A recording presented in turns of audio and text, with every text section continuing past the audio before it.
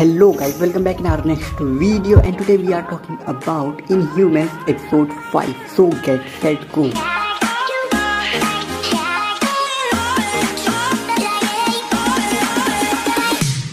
Story start होती है कर्नेक और जेन से, जो कि पूरी रात साथ रहने के बाद सुबह उठते हैं और कर्नेक जेन से कहता है कि मैं हमेशा तुम्हारे साथ रहना चाहता हूँ क्योंकि जब भी मैं तुम्हारे साथ रहता हूँ मुझे बहुत ही खुशी मिलती है। और वहीं दूसरी तरफ रेनो उनके टेंट के सामने अपनी गन रीलोड करके बैठा रहता है और जैसे ही कर्नेक उस टेंट से बाहर निकलता है रेनो उस पर गोली चला देता है, लेकिन कर्नेक अपनी पावर से उस गोली को डाइवर्ट तो कर देता है लेकिन वो गोली जेन को छू कर निकल जाती है जिससे वो घायल हो जाती है और कर्नेक और जेन वहाँ से भागते हैं, लेकिन रेनो उनका पीछा नहीं छोड़ता है और उनके पीछे फायरिंग करता हुआ दौड़ता है और दौड़ते दौड़ते कर्नेक और जेन एक गड्ढे में गिर जाते हैं और ये वही गड्ढा है जिसमें रेनो ने टेड को मारकर फेंक दिया था। और ये देखने के बाद जेन बहुत ज्यादा घबरा जाती है, लेकिन कर्नेक रेनो को डाइवर्ट कर देता है दूसरी डायरेक्शन में और तभी रेनो को एक कॉल आता है और उसे सुनने के बाद वो वापस कैंप की ओर चला जाता है। वहीं दूसरी तरफ मेडूसा, ब्लैक बोल्ट और लुइस कार में बैठे आगे बढ़ रहे होते हैं और ब्लैक बोल्ट मेडूसा से पूछता है कि तुम्हारे ये बाल कैसे कट गए और मेडूसा उसको सारी कहानी बताती है और तभी डिक्की में बंद लूकस आवाज करने लगती है और लुइस साइड में गाड़ी रोकती है और लूकस को बाहर निकालती है और लूकस बताती है कि कर्नेक आसपास ही है क्योंकि इसके पास है नेचर को सुनने की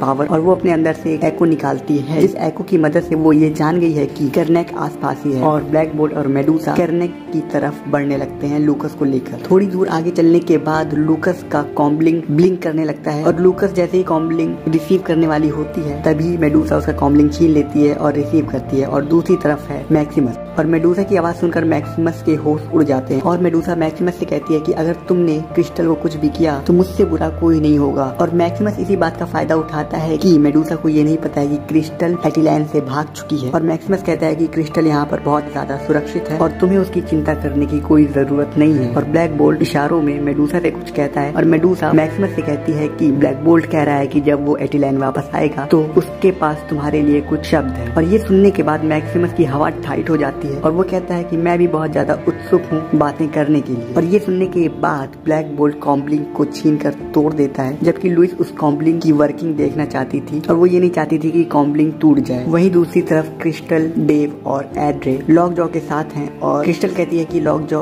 क्या अब ठीक है और एड्रे कहती है हाँ बिल्कुल ठीक है और क्रिस्टल इस बात को सुनने के बाद कहती है कि ठीक है अब हमें जाना होगा वापस अपने काम पर। और एड्रे उसे मना करती है कि लॉक जॉ अभी दौड़ भाग नहीं सकता क्योंकि वो अभी पूरी तरीके से ठीक नहीं हुआ है और क्रिस्टल कहती है कोई बात नहीं, लॉक जॉ को दौड़ना नहीं है, वो बस एक जगह से दूसरी जगह ट्रांसपोर्ट हो जाएगा। ये सुनने के बाद एड्रे और डेव को यकीन नहीं होता है और डेव कहता है कि मैं भी ये करना चाहूंगा तुम्हारे साथ, जबकि एड्रे डेव को मना करती है और क्रिस्टल को कहती है कि वो झूठ कह रही है क्योंकि ऐसी कोई भी चीज नहीं है। और जब क्रिस्टल ये कहती है कि मैं इनह्यूमन हूँ और मैं चांद पे रहती हूँ एटलैंड में, और एड्रे कहती है कि हमने चांद पर भी कई सारी सैटेलाइट भेजी है और वहाँ पर कुछ भी नहीं मिला है और इसीलिए मुझे तुम पर यकीन नहीं है। ये सब सुनने के बाद क्रिस्टल कहती है ठीक है तुम्हें जैसा लगे तुम समझो और क्रिस्टल डेव को लेकर वहाँ से ट्रांसपोर्ट हो जाती है। ये देखने के बाद एड्रे के होश उड़ जाते हैं। वहीं दूसरी तरफ डॉक्टर डेक्लन एनालाइज कर रहे होते हैं दो इनह्यूमंस की बॉडी जो उन्हें क्राइम सीन पर मिली थी और उनमें से एक है एरन और डॉक्टर डेक्लन उन दोनों की बॉडी का डीएनए टेस्ट करने को कहते हैं। इधर गैरगॉन कर्नेक को ढूंढ रहा होता है और उसे वो जगह भी मिल जाती है जहाँ पर कर्नेक का ब्लड गिरा हुआ था और वो उस डायरेक्शन में आगे बढ़ने लगता है। इधर रेनो कुछ काम कर रहा होता है और तभी वहाँ उसका बॉस आ जाता है जो कि वीट की सप्लाई करता है उस आइलैंड से और उसका बॉस रेनो से पूछता है कि तुम्हारे बाकी पार्टनर्स कहाँ हैं और रेनो कहता है कि टेड की मौत हो गई है एक्सीडेंट होने की वजह से और वो वहाँ पीछे दफनाया हुआ है। और जेन एक एशियन आदमी से मिली जिसके फेस पर टैटू है और उससे मिलने के बाद वो भाग गई। और ये सुनने के बाद बॉस कहता है कि तुमने टेड को कहाँ दफनाया है और वहाँ जाने के बाद बॉस रेनो को भी मार देता है और ये कहता है कि मैं ऐसे लोगों के साथ बिजनेस नहीं करता जो लोग अपने पार्टनर्स को मारते हैं। और इसके बाद बॉस रेनो और कर्नेक को ढूंढने के लिए कुछ बंदों को भेजता है और बाकी को सामान लोड करने के लिए कहता है। वहीं एटिलैंड में Maximus head of genetic council Tybor को बुलाता है और उससे कहता है कि मेरे पास तुम्हारे लिए कुछ काम है और उससे कहता है कि तुम कोई भी इनह्यूमन चुन सकते हो क्योंकि एरन फेल हो चुकी है ब्लैक बोल्ट को मारने में और अब ये काम तुम्हें करना है। और टाइबोर कहता है कि ये सब करने की जरूरत नहीं है क्योंकि यहाँ के लोगों को ये सब नहीं चाहिए, वो बस आजादी चाहते हैं। और मैक्सिमस कहता है कि आजादी फ्री में नहीं मिलती है, उसे कमाना पड़ता है। वहीं दूसरी तरफ कर्नेक घायल जेन को लेकर आगे बढ़ रहा होता है और कर्नेक जेन को बैठा देता है उसका इलाज करने के लिए और सबसे पहले वो कर्नेक की पेन नर्व को ब्लॉक कर देता है जिससे जिससे कैर्नेक को दर्द नहीं होता। और उसके बाद कैर्नेक गोली को निकालने के लिए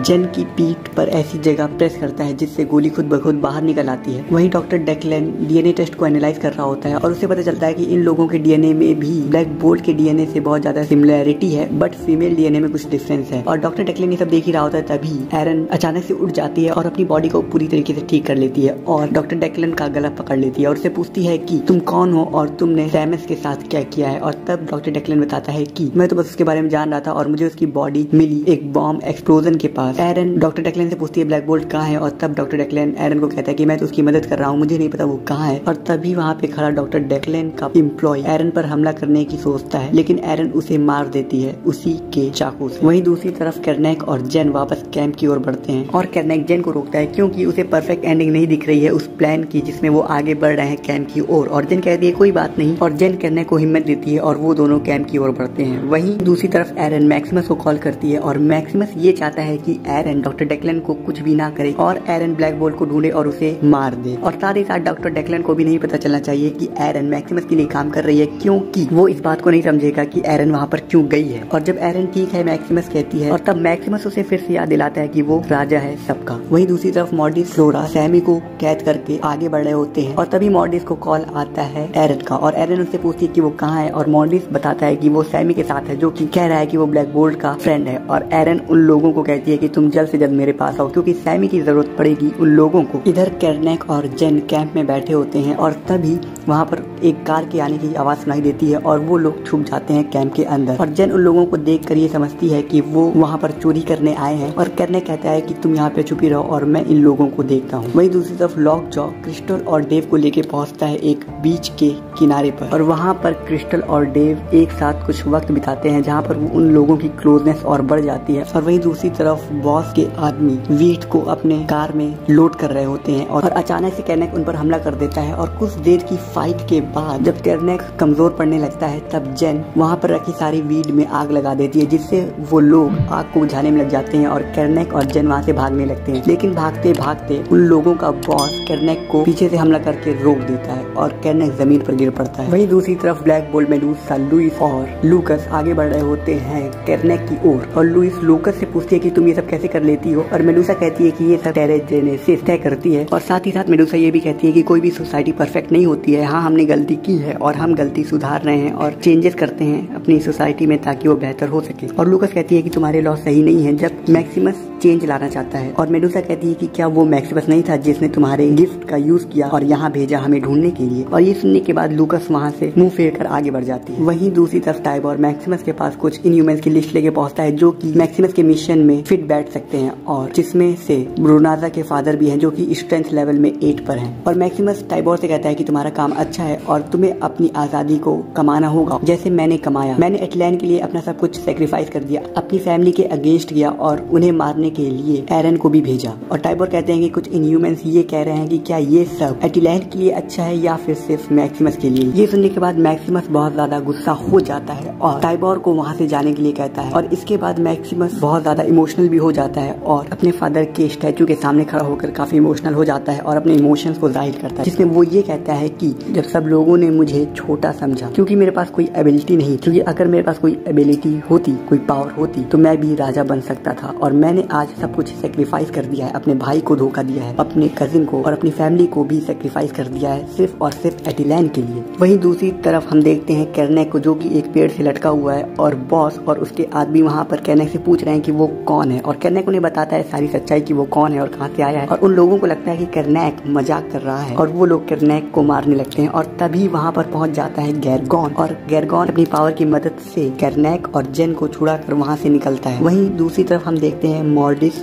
और फ्लोरा को जो कि सैमी के साथ आगे बढ़ रहे होते हैं और वो लोग पहुंच जाते हैं एरन के पास और एरन कहती है कि हमें वो मिशन कंप्लीट करना है जो कि मैक्सिमस ने हमें दिया है। और वहीं दूसरी तरफ कैर्नेक गैरगॉन से कहता है कि मुझे खुशी है कि तुम मेरी तरफ हो। तभी वहाँ पर गोलियां चलने की आवाज सुनाई देती है बहुत जोर जोर से और कैर्नेक और गैरगॉन लड़ाई के लिए तैयार होते हैं और तभी सामने से आ जाते हैं ब्लैक बोल्ट, मेडूसा, लुइस और लूकस। और उन लोगों को देखने के बाद वो लोग एक दूसरे से मिलते हैं और बहुत ज्यादा खुश होते हैं क्योंकि ये एक तरीके का फैमिली रीयूनियन था। और इन सब के बाद जेन कैर्नेक को कहती है कि मुझे एक फोन चाहिए होगा पुलिस को कॉल करने के लिए, क्योंकि क्योंकि मुझे उन्हें बताना होगा कि ये सब कैसे हुआ और क्या हुआ, क्योंकि मैं अगर उन्हें गुमराह नहीं करूंगी तो वो सब तुम्हारे पीछे आएंगे और मैं भी ये नहीं चाहूंगी कि पुलिस तुम लोगों के पीछे पड़े। और ये सब सुनने के बाद करने कहता है कि तुम इससे मुश्किल में आ जाओगी और जन कहती है कि मैं एक अनजान कॉल करूंगी जिसमें मेरी आइडेंटिटी नहीं शामिल होगी। और करने कहता है कि हमारा क्या होगा, और जन कहती है कि कुछ चीजें ऐसी ही होती हैं लाइफ में, हमने एक साथ काफी अच्छा समय बिताया है लेकिन अब हमें अपने अपने रास्ते में आगे बढ़ना होगा। और उन लोगों की बातें खत्म होने के बाद लूकस अचानक से जमीन पर गिर पड़ती है क्योंकि उसे एक गोली लग जाती है उसके पेट में। और कर्नेक उसे एनालाइज करता है और बताता है कि वो ऐसी गोली है जिससे वो बच नहीं सकती है। लूकस जाते जाते ब्लैक बोल्ट से कहती है कि याद रखना कि तुम चेंज ला सकते हो, एक ऐसा राजा बनो जो हम डिजर्व करते हैं। लूकस मेडुसा को बताती है कि क्रिस्टल अर्थ के एक आइलैंड पर है और मेडुसा पूछती है कि वो किस आइलैंड पे है, लेकिन ये बात बताने से पहले ही लूकस मर जाती है। और वहीं दूसरी तरफ एटिलैंड में टाइबोर अपने रास्ते जा रहा होता है, तभी कुछ लोग उसे घेर लेते हैं और टाइबोर को लगता है कि वो लोग मैक्सिमस के आदमी हैं जो उसे मारने आए हैं क्योंकि टाइबोर ने मैक्सिमस के अगेंस्ट बोला था। ये सब सुनने के बाद वो लोग कहते हैं कि हम लोग भी